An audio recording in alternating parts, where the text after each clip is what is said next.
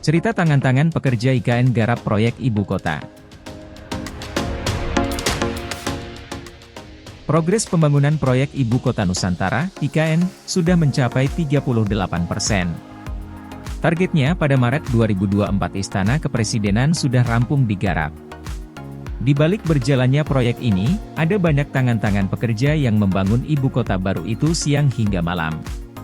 Saya tahu, seluruh pekerja telah bekerja siang, malam, untuk segera menyelesaikan, mewujudkan ibu kota kita, Nusantara, sebut Jokowi dalam agenda Malam Apresiasi Nuantara pada Jumat 22 September.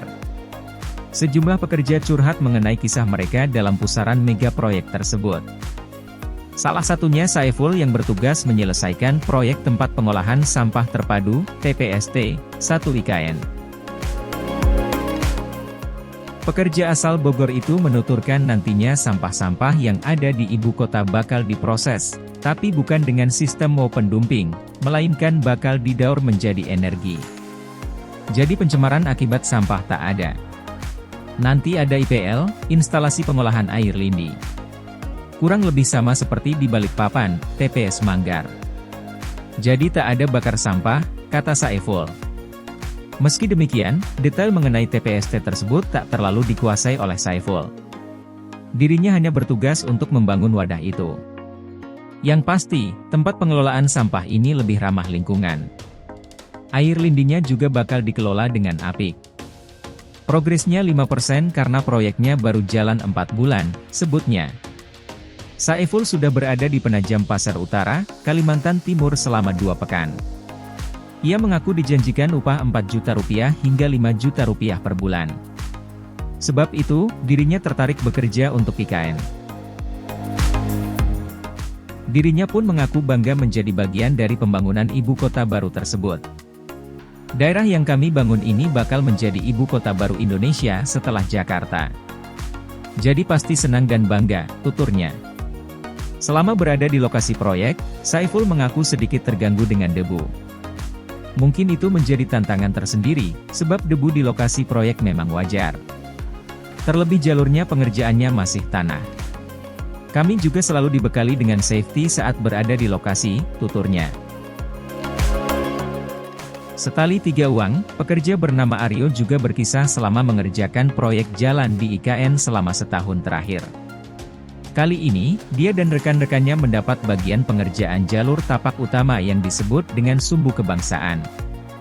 Jalan ini menjadi lintasan menuju Istana Presiden IKN. Kami khusus mengerjakan yang sisi barat. Ada 2, barat dan timur, terangnya. Ia mengatakan saat ini progresnya sudah mencapai 35%. Ketinggian badan jalan sudah diatur, tinggal menunggu struktur bangunan sisi kiri dan kanan.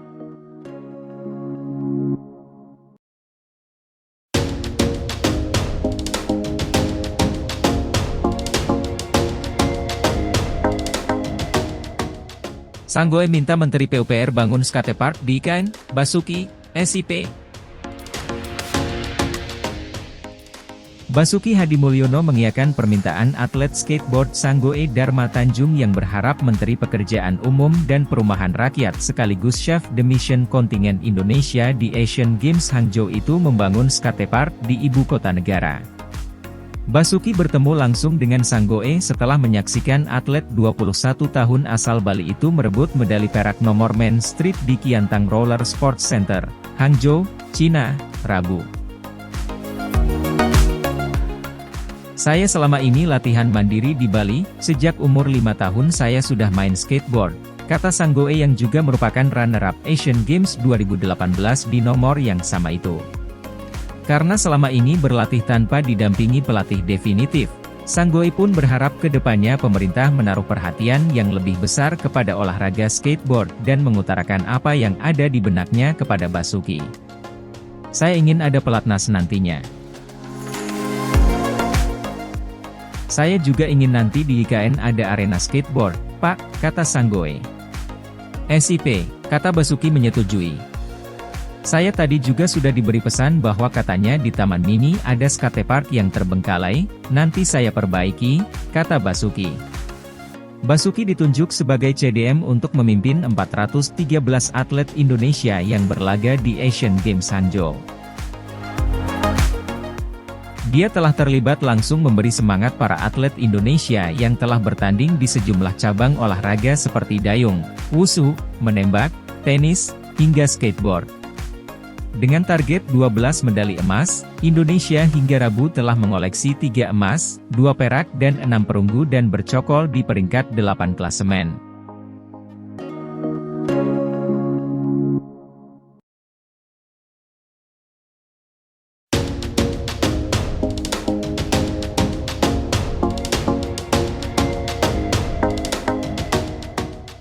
Menteri PUPR tawarkan proyek pembangunan di IKN kepada investor Tiongkok.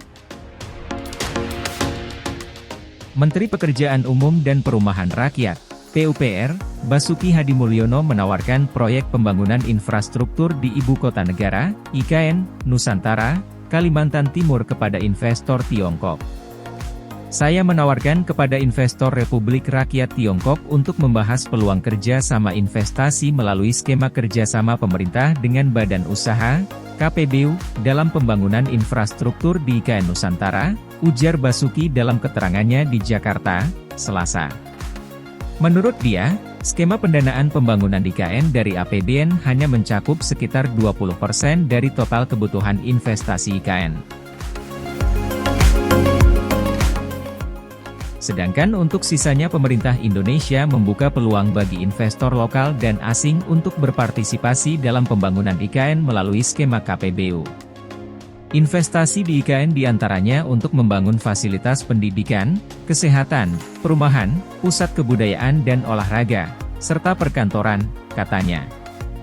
Basuki menjelaskan pemerintah Indonesia menyediakan berbagai skema investasi untuk para investor dan badan usaha, antara lain Viability Gap Fund, VGF, menggunakan Availability Payment, AP, Project Development Facilities, PDF, untuk semua proyek KPBU di IKN. Kemudian pengadaan badan usaha melalui Swiss Challenge untuk KPBU Unsolicited, pembiayaan infrastruktur melalui Staples Financing, Standby Lending, serta Clawback Equal Zero untuk barang milik negara, BUMN. Kami juga memberikan insentif pajak dan fasilitas bagi investor pembangunan IKN, seperti tax holiday hingga 30 tahun untuk investasi infrastruktur dan layanan publik pada tahun 2022 hingga 2035, pembebasan pajak pertambahan nilai dan pajak penjualan barang mewah untuk bidang infrastruktur dan bisnis pelayanan publik, serta tarif 0% untuk pembelian mesin peralatan bahan untuk tujuan investasi domestik dan properti bisnis, kata Basuki.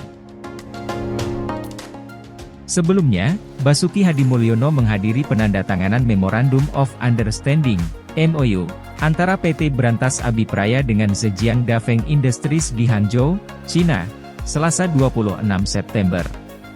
Basuki mengapresiasi penandatanganan MOU ini yang diharapkan dapat memperkuat kerja sama antar Indonesia dan China, khususnya di bidang pembangunan infrastruktur, serta menggali kemungkinan peluang investasi yang bermanfaat bagi kedua negara.